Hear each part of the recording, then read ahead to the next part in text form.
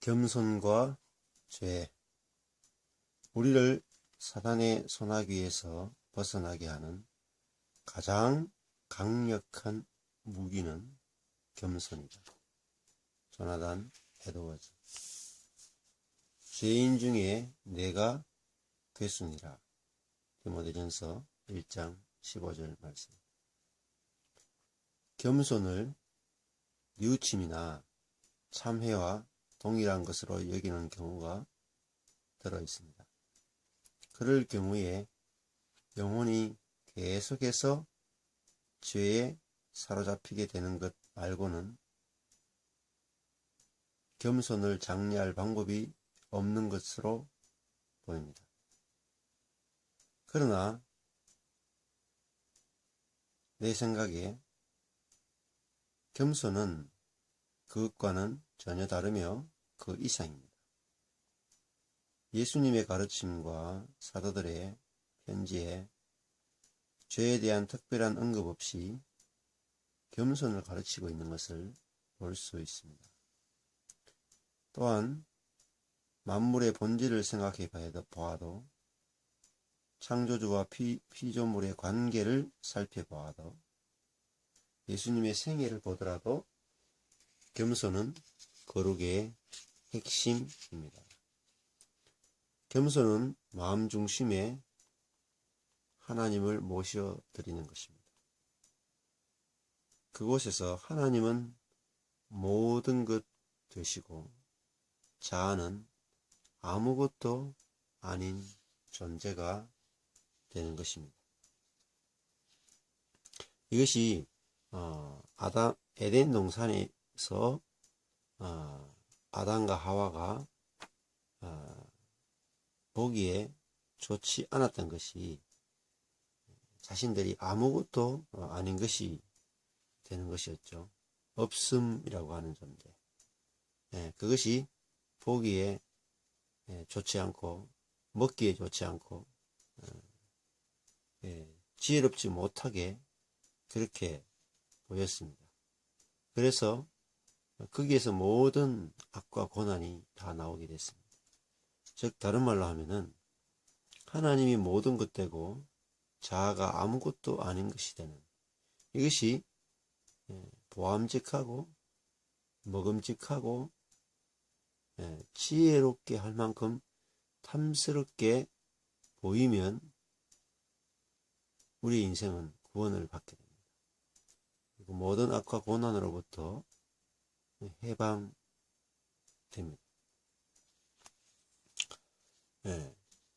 사람의 죄에 대한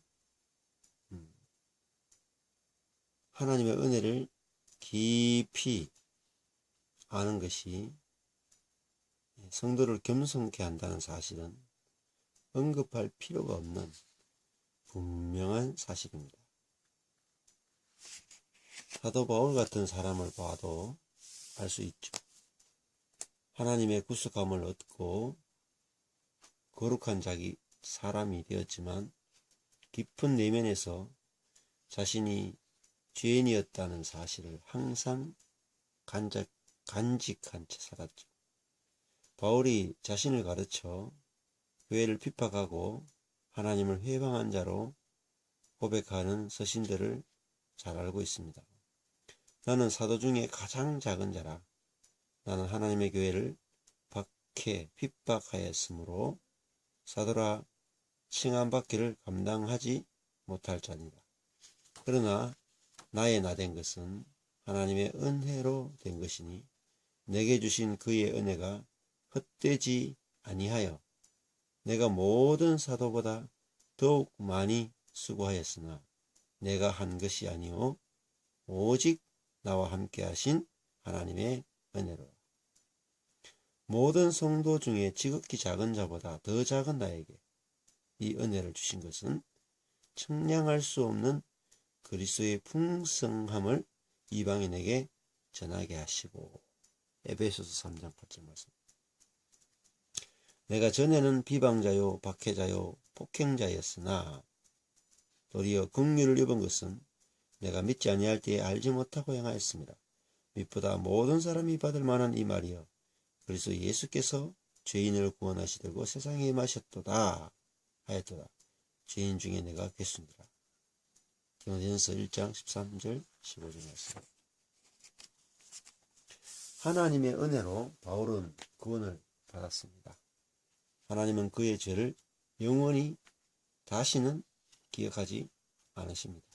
그러나 그는 자신이 얼마나 끔찍한 죄인인지 결코 잊지 않았습니다. 하나님의 구원을 즐거워할수록, 하나님의 은혜를 경험하며 말할 수 없는 기쁨으로 넘쳐날수록 구원받은 죄인일 뿐이라는 사실을 더욱 분명히 깨달았습니다. 자신이 죄인이라는 사실을 생생하게 인정하지 못했다면 그가 얻은 구원에서도 감격이나 달콤함을 맛보지 못했을 것입니다.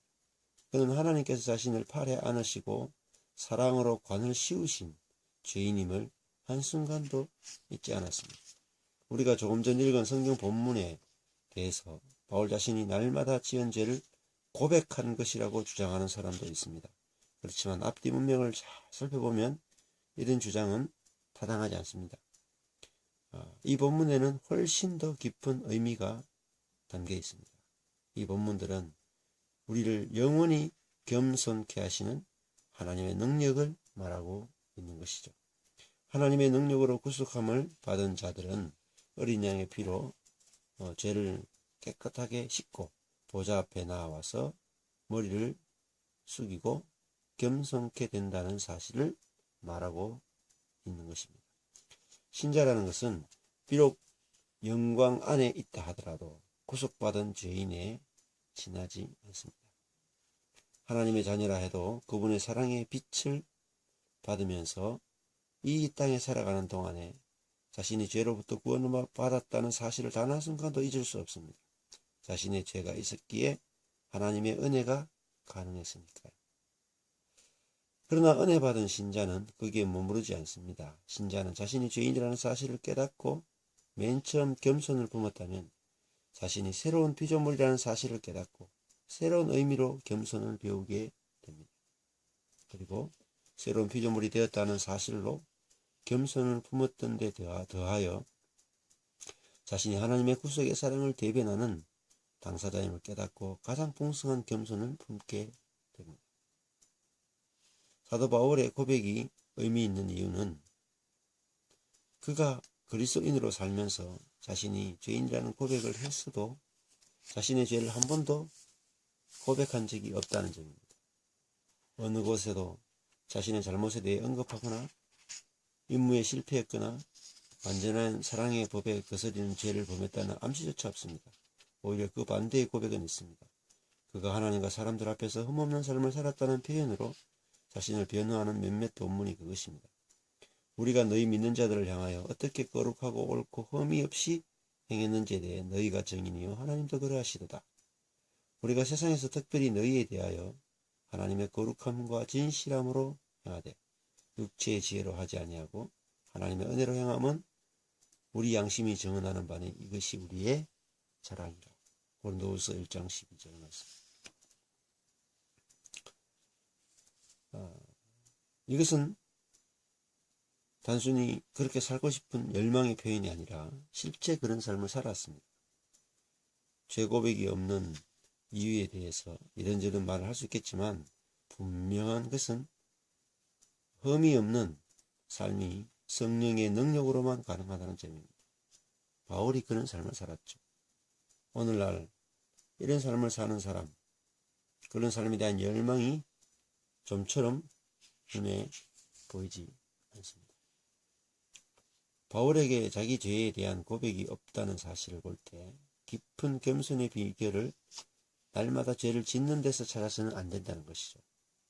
오히려 하나님의 은총에 철저히 의지해서 우리의 겸손의 동기를 찾아야 합니다.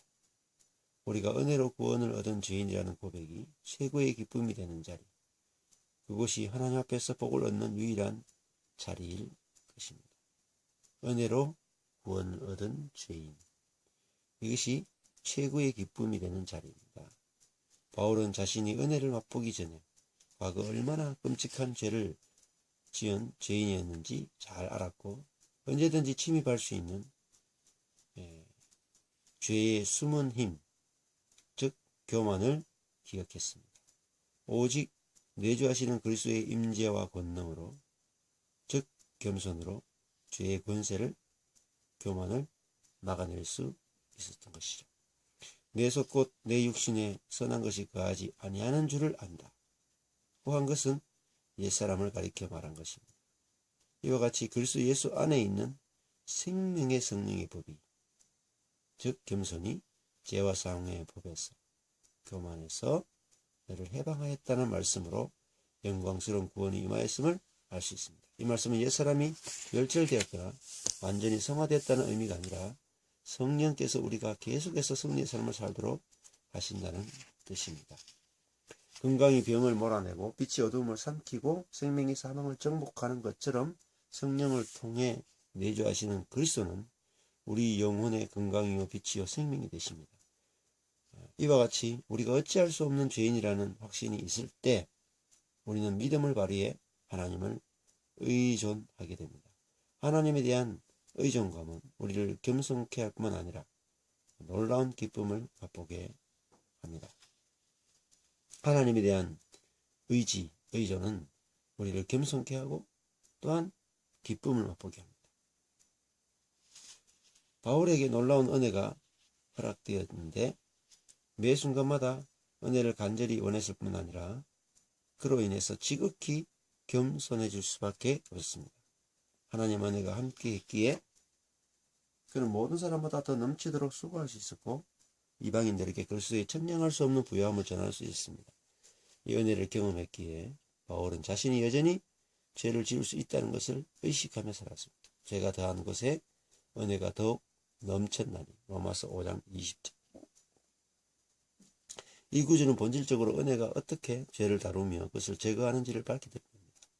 은혜의 경험이 더욱 풍성할수록 자신이 죄인이라는 의식이 더욱 강렬해진다는 사실을 보여줍니다. 자신이 얼마나 끔찍한 죄인이었는지 상기하고 진정으로 겸손하게 만드는 것은 죄가 아니라 하나님의 은혜입니다. 하나님의 은혜가 부어질 때 자신이 얼마나 큰 죄인이었고 그 은혜를 의존할 수밖에 없는지 우리가 기억하게 될 때에 지극히 낮은 자리에 설 수 있습니다. 오직 하나님의 은혜로 가능한 일입니다. 죄는 이런 일을 하지 못합니다. 온갖 강력한 표현들로 자기 자신을 정죄하고 책망하며 스스로 겸손케 되려고 애쓰면서도 여전히 겸손한 마음 그리고 자비와 긍휼, 온유함과 오래 참음과는 거리가 멀다고 고백할 수밖에 없는 사람들이 얼마나 많은지 모릅니다. 자기를 극도로 혐오하는 중이라고 할지라도 자아에 집착하고 있습니다. 결코 거기서 빠져나올 수 없습니다. 하나님이 알려주신 것에 의하면 우리는 죄를 정죄하는 율법에 의해서가 아니라 거기로부터 건지시는 그분의 은혜로 인해 겸손해집니다. 하나님의 우리가 은혜라는 것은 우리의 연약함과 피조물성, 죄인됨이 전제되지 않으면 안 되는 개념이죠. 하나님의 은혜를 받는다는 것은 우리가 은혜 외에는 아무것도 될 수 없는 그런 존재라는 사실을 바탕에 깔고 있는 이야기이죠. 율법은 두려움을 동원해 우리의 마음을 무너뜨릴 수 있지만 달콤한 겸손함이 우리 영혼의 제2의 천성, 본성이 생명이 되게 하는 것은 오직 하나님의 은혜로 말미암습니다. 아브라함과 야곱, 욥과 이사야를 낮추어 고개 숙이게 한 것은 하나님께서 거룩하신 가운데 나타나심으로 그분의 은혜로 그들을 가까이 하셔서 자기 자신을 알게 함으로 그렇게 된 것입니다. 아무것도 아닌 피조물의 모든 것 되시는 하나님, 죄악이 가득한 죄인들의 모든 것 되시는 구속주 하나님을 기다리고 신뢰하고 경배하는 영혼 안에는 자기 자신을 위한 자리라고는 없습니다. 그들은 하나님의 임재로 가득하기 때문입니다. 그리하여 그날에 자고한 자는 굴복되며 교만한 자는 낮아지고 여호와께서 홀로 높임을 받으실 것이요. 이사야 2장 17절 약속이 이렇게 성취될 것입니다. 하나님의 거룩하신 구속의 사랑의 충만한 빛 속에 거하는 죄인들이라면 겸손해지지 않을 수 없습니다. 그리스도와 성령을 통해 임하는 하나님의 사랑의 내주하심을 충만히 경험하는 사람이라면 겸손해지지 않을 수 없습니다. 그러니 여러분의 죄에 골몰하지 말고 죄를 바라보지 말고 하나님께 온전히 사로잡히십시오. 그분은 자로부터 우리를 구원하시는 분이십니다.